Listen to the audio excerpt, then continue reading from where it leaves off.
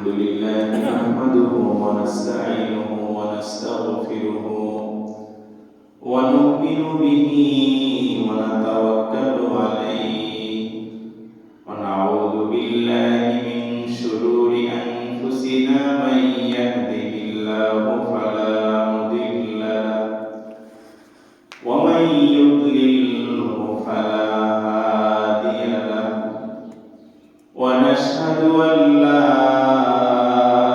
إله إلا الله وحده لا شريك له ونشهد أن سيدنا ومولانا محمدا عبده ورسوله أرسله تعالى بالحق بشيرا ونذيرا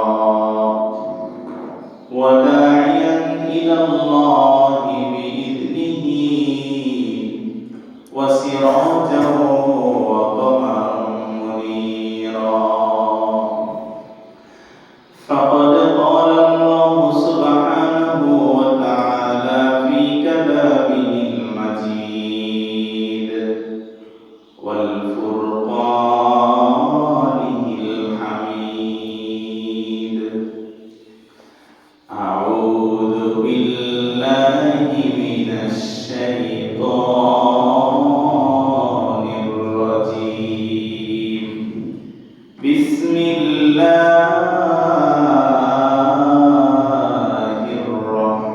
الرحمن الرحيم شهر رمضان الذي أنزل فيه القرآن هدى للناس صدق الله مولانا العظيم وصدق رسوله النبي الأمي الكريم ونحن على ذلك من الشاهدين والشاكرين والحمد لله رب العالمين وقال النبي صلى الله عليه وسلم بني الإسلام على خمس شهادة أن لا إله إلا الله وأن محمدا عبده ورسوله وإقام الصلاة وإيتاء الزكاة والحج وصوم رمضان أو كما قال النبي عليه الصلاة والسلام إن الله وملائكته يصلون على النبي يا أيها الذين آمنوا صلوا عليه وسلموا تسليما اللهم صل على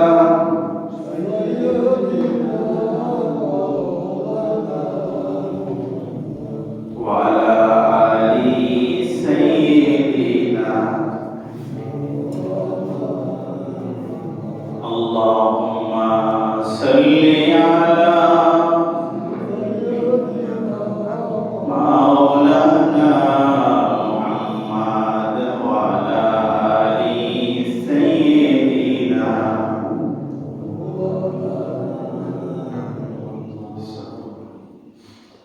আলহামদুলিল্লাহ আল্লাহ পাকের দরবারে অসংখ্য অগণিত শুকর ও সুজুদ যে আল্লাহ সুবহানাহু ওয়া তাআলা আপনাকে আমাকে হাজারো মানুষ থেকে পছন্দ করে হাজারো মানুষ থেকে যাচাই বাছাই করে ভালোবেসে সপ্তাহের মধ্যে সবচাইতে শ্রেষ্ঠ দিন জুমার দিনে আগে ভাগে মসজিদে আসা বসা কিছু নেক আমল করা কিছু কথা বলা এবং শোনার মতো তৌফিক দান করবেন এজন্য আসুন আমরা সকলে সেই মহান মনিবের দরবারে কালিমাতু শুকর আদায় করি সকলে জবান ছেড়ে করি আলহামদুলিল্লাহ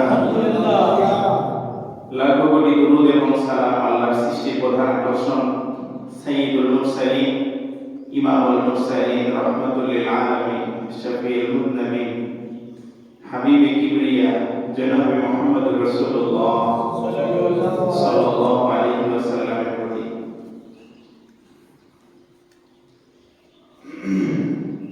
আমাদের সামনে রমজানের আর মাত্র কয়েক জুমা আছে, এরপরে আমাদের সামনে রমজান মাস চলে আসতেছে। আমরা যদি এখন থেকে রমজানের প্রস্তুতি শুরু না করি, তাহলে আমরা রমজান মাস আসার পরে প্রস্তুতি নিতে নিতে অনেক সময় হয়ে যাবে, রোজাও শেষ হয়ে যাবে, আমাদের আর প্রস্তুতি নেওয়া হবে না। এই জন্য আমরা একটু আগে থেকেই রমজানের আলোচনা শুরু করেছি, যাতে করে আমরা প্রস্তুতি নিতে পারি। আসুন আজকে আমরা রমজান মাস আল্লাহ রাব্বুল আলামিন আমাদের প্রতি ফরজ করেছে। এই রমজানের রোজা আমাদের প্রত্যেকেই রাখতে হবে। প্রত্যেক সাবালেগ ব্যক্তিকে এই রমজান মাসের রোজা অবশ্যই রাখা জরুরি, রাখতে হবে, ফরজ। আল্লাহ রাব্বুল আলামিন এই রমজান মাস ফরজ করেছেন আমাদের প্রতি। আল্লাহ এই রমজান মাসটা কেন দিলেন? আল্লাহ তাআলা চান যেন তার বান্দারা অল্প কিছু আমল করে বা কিছু ভালো কাজ করে অনেক বেশি সওয়াব পায়, বেশি পুণ্যবান হতে পারে, যেন এজন্য আল্লাহ তাআলা এই রমজান মাসটা দিলেন। ছোট্ট একটা উদাহরণ দিলে আমরা খুব ভালো বুঝবো। একটা গাড়ি যখন 200, 300, 500 কিলো যখন চলে, এরপরে ওই গাড়িটাকে সার্ভিসিং এ নেওয়া লাগে, ওই গাড়িটা ধুতে করা লাগে, গাড়িটার মোবিল চেক দেওয়া লাগে, নাট ঢিল আছে কিনা এগুলো সব চেক করে আবার পরবর্তী দিন ওই গাড়িটা চলার উপযোগী হয়। কোনো গাড়ি যদি একটানা 2-3 হাজার কিলো এরকম চলতেই থাকে, কোনো তেল মোবিল কিছু দেখা নাই, ওই গাড়ি কি বেশি দিন টেকসই হবে? অচিরেই ওই গাড়িটি নষ্ট হয়ে যাবে। সুতরাং গাড়ি যেমন 200-500 একটা নির্দিষ্ট কিলোমিটার চলার পরে ওই গাড়িটাকে সার্ভিসিং করতে হয়, আল্লাহ রাব্বুল আলামিন এই রমজান মাসটা দিয়েছে ঠিক এরকম, যে বান্দারা 11 মাস ইবাদত করার পরে অনেক বান্দা অনেক গুনাহ করে ফেলে, অনেক অন্যায় কাজ, অশ্লীল কাজ করে ফেলে।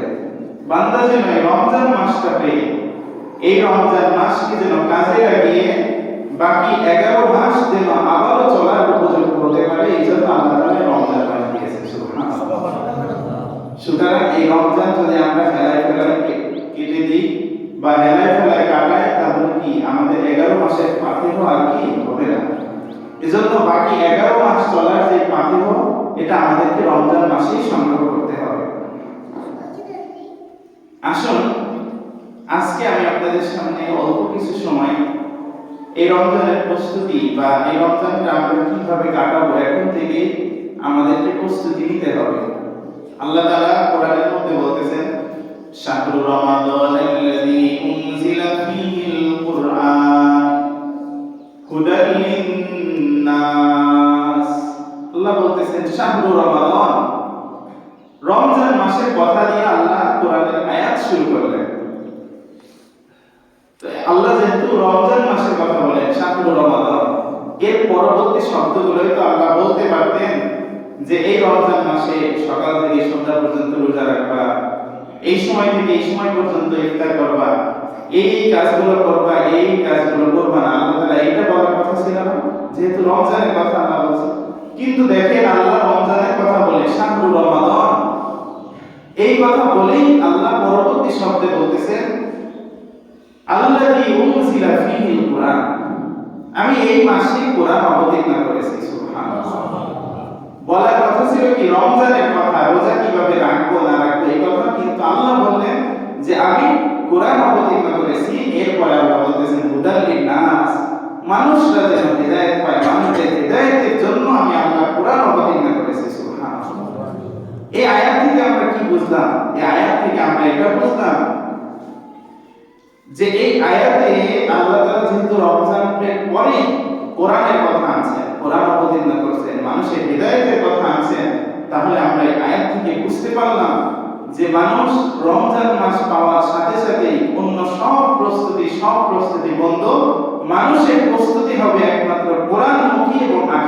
কি সুবহানাল্লাহ।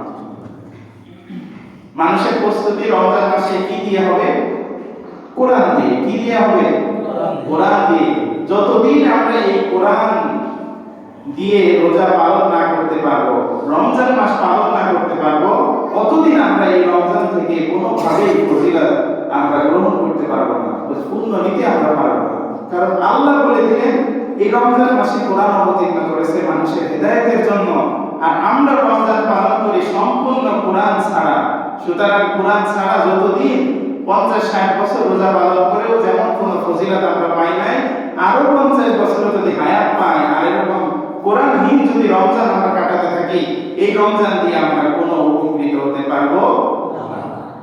অবশ্যই অবশ্যই কোরআনের কাছে আমাদেরকে কি আসতে হবে, অবশ্যই আসতে হবে। এই কোরআন আপনার চোখ খুলে দিবে, এই কোরআন আপনার অন্ধকার কলবকে আলোকিত করবে, এই কোরআন আপনার অন্ধকার হৃদয়কে আলোকিত করবে। সুতরাং কোরআন দিয়ে আমাদেরকে রমজান পালন করতে হবে। আসুন আপনাদের সামনে দু একটা উদাহরণ দিয়ে আমি মূল আলোচনায় প্রবেশ করব। আমরা দুনিয়ার মধ্যে এখন যে পরিমাণ দুর্নীতি, চুরি, বাটপারি, সিটারি এইগুলো বেড়েছে, এত পরিমাণ বাড়ছে, সুদ, ঘুষ, রাহাজানি অনেক বাড়ছে না?